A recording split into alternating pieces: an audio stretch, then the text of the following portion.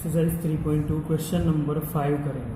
Question number 5 ये रहा, देखो, half the perimeter of a rectangular garden. Rectangular garden है, उसका पेरीमीटर जो है उसका half the perimeter of a rectangular garden whose length is 4 metre more than its width. उसकी लेंथ, उसकी विथ मतलब ब्रेथ से 4 मीटर मोर है, इज 36 सेंटीमीटर। मतलब ये जो पेरीमीटर होगा उसका हाफ जो है वो 36 मीटर है, half of perimeter. Find the dimension of the garden. तो गार्डन का डायमेंशन फाइंड करना है, मतलब लेंथ एंड ब्रेथ फाइंड करनी है। तो हमें लेंथ एंड ब्रेथ फाइंड करनी है, तो वही सपोज कर लेना है, पहले लेंथ और ब्रेथ सपोज कर लेना है, राइट। तो देखते हैं, सबसे पहले जो सपोज करना है वो, तो क्या सपोज करेंगे कि सपोज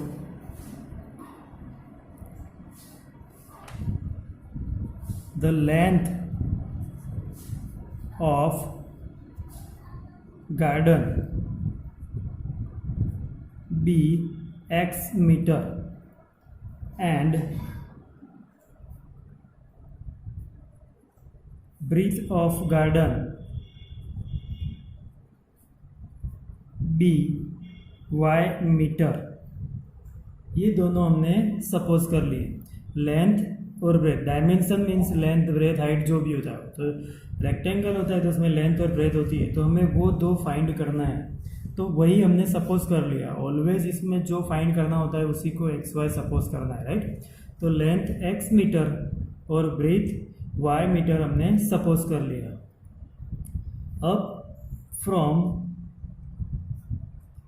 गिवन डेटा, जो डेटा में दिया है उसमें क्या दिया है कि जो लेंथ है, लेंथ वो 4 metre more than breadth, 4 metre more than breathe.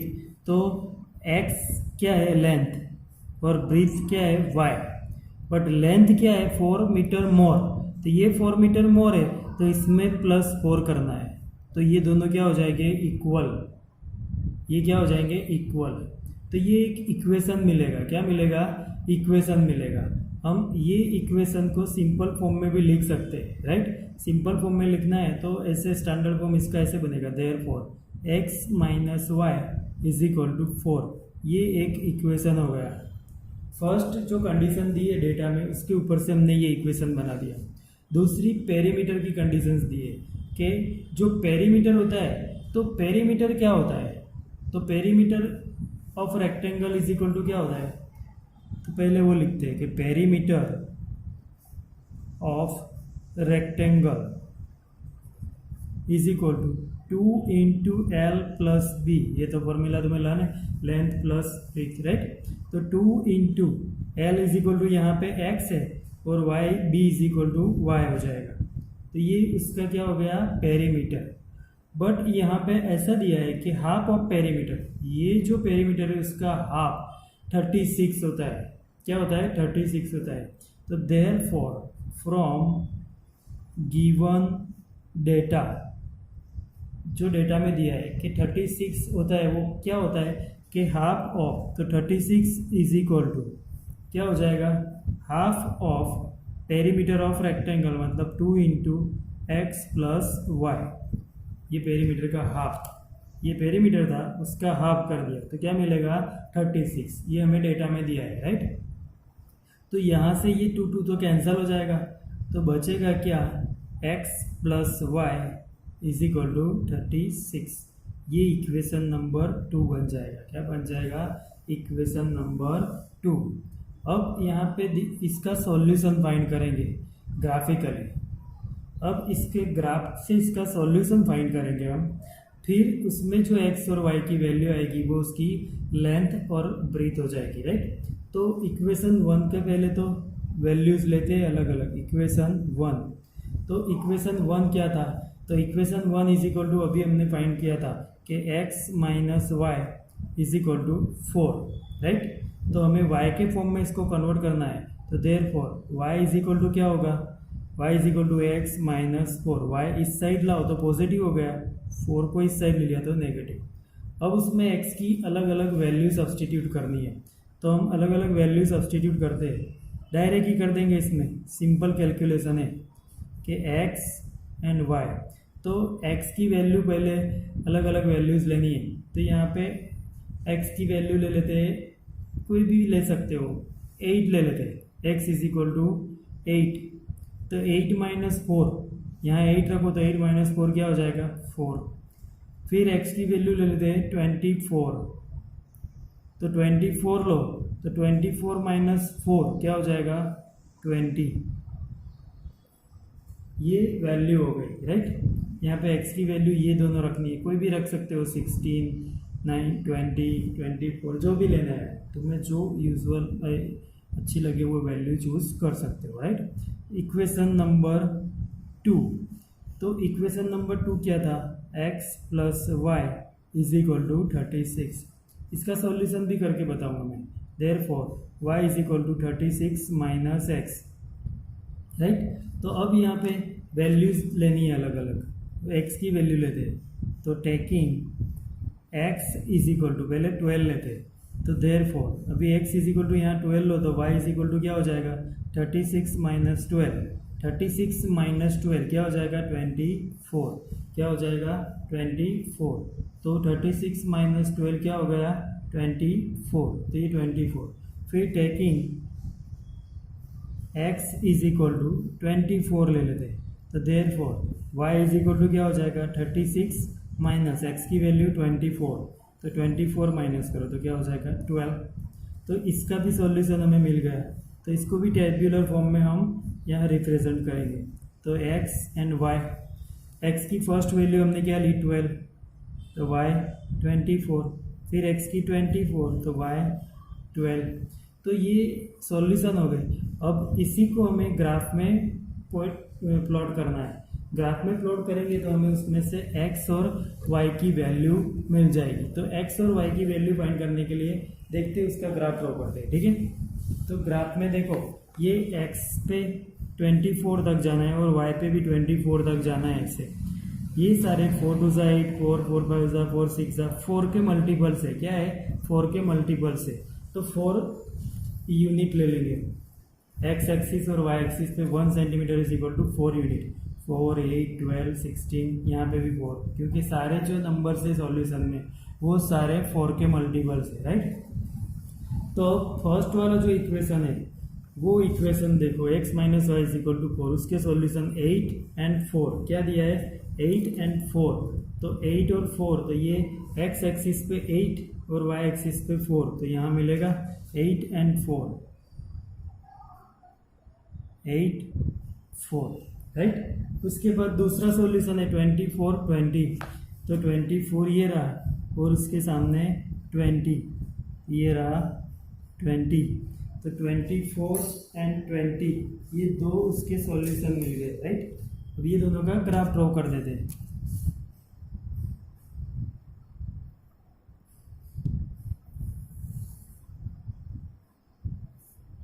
ये ग्राफ ड्रॉ कर दिया दोनों का, और ये दोनों के ऊपर इक्वेशन लिख देंगे उसका इक्वेशन हमने क्या बनाया था, फर्स्ट वाला equation x minus y is equal to 4, x minus y is equal to 4।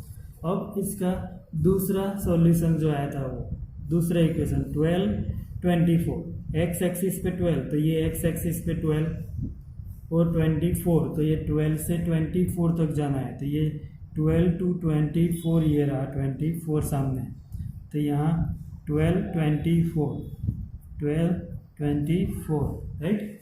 अब दूसरा सॉल्यूशन उसका क्या था 24 12, तो ये 24 और यहाँ से 12 तक जाना है, तो यहाँ 24 12, तो ये 24 12, ये दूसरा इसका सॉल्यूशन। अब इसका भी ग्राफ ज्वाइन कर देते हैं, राइट। तो अब ये ऐसे जाएगा, देखो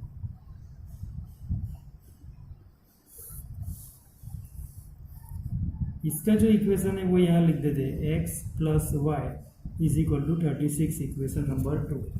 अब ये दोनों कहाँ इंटरसेक्ट करते हैं, यहाँ इंटरसेक्ट करते हैं, वहाँ पे कौन सा पॉइंट होता है वो हमें लिखना है। तो यहाँ से x एक्सिस पे क्या आया 20, तो x कोऑर्डिनेट उसका क्या हो जाएगा 20, और यहाँ से y एक्सिस पे 16, तो x कोऑर्डिनेट उसका क्या हो गया 16, तो 20 16 उसका सॉल्यूशन हो गया, क्या हो गया 2016 उसका सॉल्यूशन हो गया। तो वही लिखते कि लाइंस, ये तुम नोट में लिख देना, सॉल्यूशन जहाँ लिखो ना वहाँ पे ये lines intersect at point 2016, therefore x is equal to 20, y is equal to 16 is unique solution,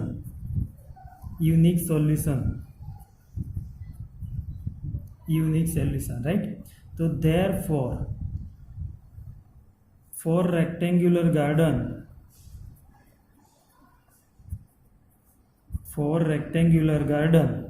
हमें क्या फाइंड करना था, x और y। तो x हमने क्या सपोज किया था, लेंथ ऑफ रेक्टेंगल, तो length is equal to 20 metre, और y क्या सपोज किया था, ब्रीथ, वो कितने मीटर थे, 16 मीटर। तो breadth is equal to 16 metre. तो ये दोनों हमारे आंसर हो गए, डायमेंशन, लेंथ एंड ब्रेथ, ये डायमेंशन हमने फाइंड कर दिए, राइट। तो ये हो गया क्वेश्चन नंबर 5, जिसका हमने पूरा सॉल्यूशन ग्राफ के साथ कंप्लीट कर दिया। अब क्वेश्चन नंबर 6 कर दे। देखो क्वेश्चन नंबर 6 क्या दिया है, given the linear equation 2x + 3y - 8 = 0। ये एक लीनियर इक्वेशन दिया है। Right another linear equation of 2 variable such that, दूसरा एक इक्वेशन हमें लिखना है सच दैट कि उसका geometrical representation of the pair of form is, इसके साथ ऐसा एक इक्वेशन लिखना है जिसकी पेयर इंटरसेक्टिंग लाइंस वाला ग्राफ बनाए, राइट। और दूसरा एक ऐसा लिखना है जो पैरेलल लाइंस वाला ग्राफ बनाए इसी के साथ, और एक एग्जांपल ऐसा लिखना है जो कोइंसिडेंट लाइन बनाए इसी के साथ, राइट। तो ये सॉल्व करने के लिए हमें पहले तो तीनों के लिए जो अलग अलग कंडीशन है वो पता होनी चाहिए। तो पहले इंटरसेक्टिंग लाइंस, तो उसकी condition a1/a2 not equal to b1/b2, ये वेरीफाई हो जाए ऐसी हमें इक्वेशन लिखना है। और दूसरा पैरेलल लाइंस, तो पैरेलल लाइंस के लिए तो a1/a2 = b1/b2 = c1/c2 not equal to c1/c2, तो पैरेलल लाइंस और कोइंसिडेंट लाइन में तीनों इक्वल। तो यही कंडीशन को फॉलो करके हम इसका सॉल्यूशन लिखते हैं। देखो तो solution question number 6, question number 6 में फर्स्ट में हमें दिया है कि एक तो इक्वेशन हमें क्या दिया था, 2x + 3y - 8 = 0। तो इसमें ये a1 हो गया, ये b1 और ये c1, ये क्या हो गया, a1 = 2, b1 = 3, c1 = -8, ये तीन हो गए। अब हमें ऐसा इक्वेशन लिखना है जिसमें a2, b2 और c2 मिलेगा, और उसकी कंडीशंस हमें करनी है। तो फर्स्ट इंटरसेक्टिंग लाइंस, तो फॉर इंटरसेक्टिंग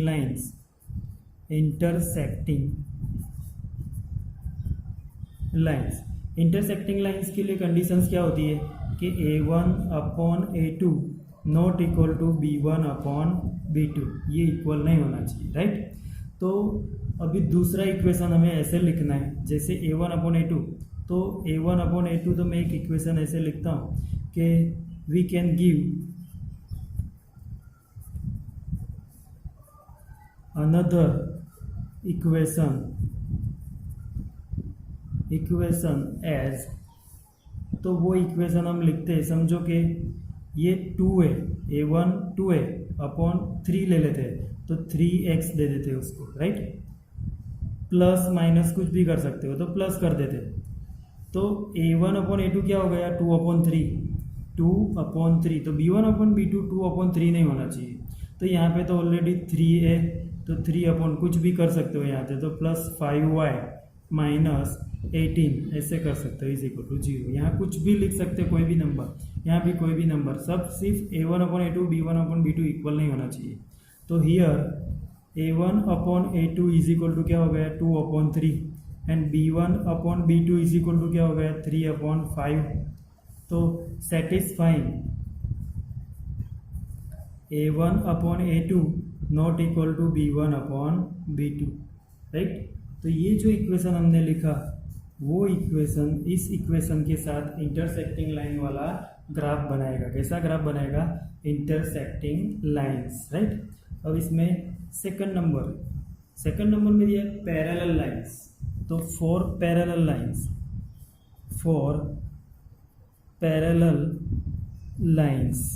तो पैरेलल लाइंस के लिए क्या कंडीशन होती है, तो a1/a2 is equal to b1/b2 but not equal to c1/c2, तो a1/a2 is equal to b1/b2 but not equal to c1/c2। तो जो इक्वेशन हमें दिया है वो तो कौन सा है, 2x + 3y - 8 is equal to 0, equation 1 है। तो a1 2 हो जाएगा, b1 3 और c1 -8, राइट। c1 क्या हो जाएगा -8, c1 -8। अब ये तीनों कंडीशन जो हमने लिखी है वो सेटिस्फाई करनी है। तो अनदर इक्वेशन इज